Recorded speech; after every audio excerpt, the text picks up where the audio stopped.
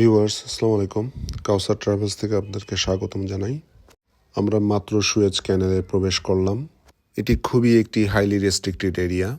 আমি শুরুতে কিছু ভিডিওগ্রাফি এবং ফটো তুলেছিলাম, পরে নিরাপত্তা কর্মীরা সেগুলো মোবাইল এবং ক্যামেরা থেকে ডিলিট করে দেয়। এখানে অনেকটা বর্ডার ক্রসের মতো ব্যাগেজ তল্লাশি হয়, স্ক্যান হয় এবং সাথে জিনিসপত্র সব কিছুই তারা চেক করে দেখবে।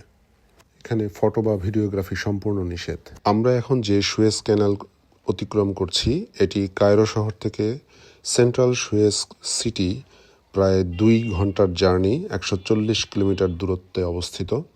এটি একটি ম্যানমেড ওয়াটারওয়ে যা প্রস্থের দিকে আমরা অতিক্রম করছি। সুয়েজ ক্যানেলটি প্রায় 193 কিলোমিটার দীর্ঘ। এটি ভূমধ্যসাগরের পোর্ট সৈয়দ বন্দর এবং লোহিত সাগরের সুয়েজ বন্দরের সাথে সংযোগ স্থাপন করেছে। এটি একটি সি লেভেল ক্যানেল, অর্থাৎ কোনো লক সিস্টেম নেই। তার মানে হচ্ছে জাহাজ সরাসরি ভূমধ্যসাগর ও লোহিত সাগরের মধ্যে যাতায়াত করতে পারে। 1956 সালে জাতীয়করণকৃত এই সুয়েজ ক্যানেলই হচ্ছে মিশরের রাজস্ব আয়ের প্রধান উৎস। সুয়েজ ক্যানেল যদি না থাকতো তাহলে ইউরোপ থেকে জাহাজগুলোকে প্রায় 7,000 কিলোমিটার দীর্ঘ পথ অতিক্রম করে এশিয়াতে আসতে হতো। সুয়েজ ক্যানেলের কাছাকাছি বেশ কিছু পর্যটন স্পট রয়েছে। সময় সুযোগ থাকলে পর্যটকরা সে স্থানগুলোতেও যেতে পারেন, যেমন Ismailia City, Port Said, Suez City, Suez Canal Museum, Great Bitter Lake অথবা শিপ স্পটিং।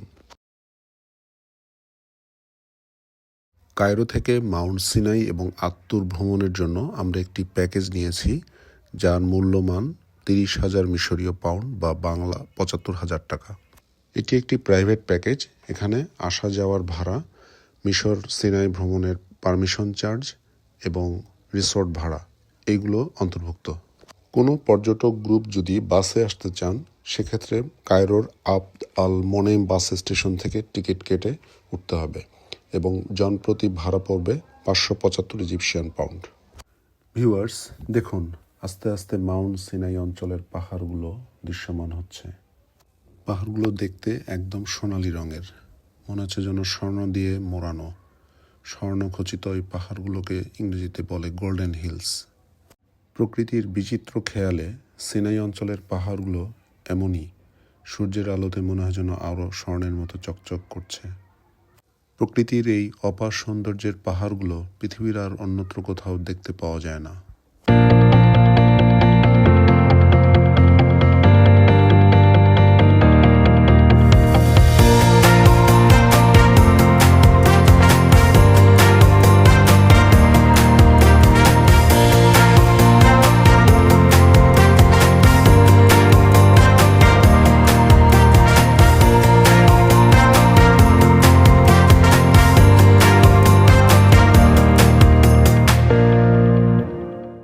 যেতে যেতে আরেকটি গুরুত্বপূর্ণ তথ্য বলে রাখি।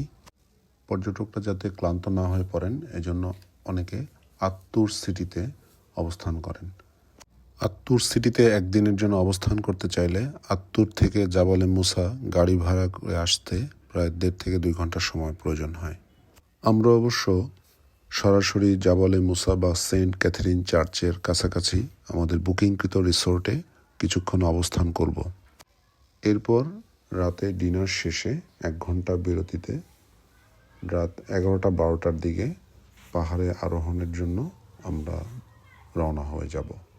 তুর পাহাড়ে আরোহণের জন্য রাত্রিকালীন সময়টাই সবচেয়ে ভালো। এর কারণ হচ্ছে দিনের বেলা এখানকার তাপমাত্রা অত্যন্ত বেশি থাকে এবং স্বাস্থ্যের জন্য ক্ষতিকারক।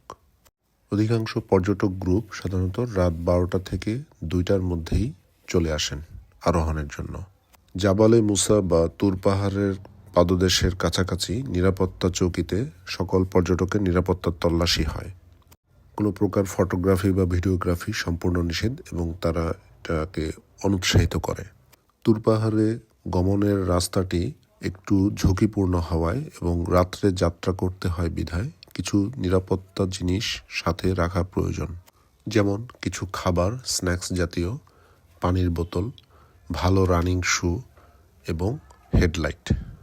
আরোহণে সর্বোচ্চ 4 থেকে 4.5 ঘন্টা সময় প্রয়োজন হয় এবং নামতে 2 থেকে 2.5 ঘন্টা সময় লাগে।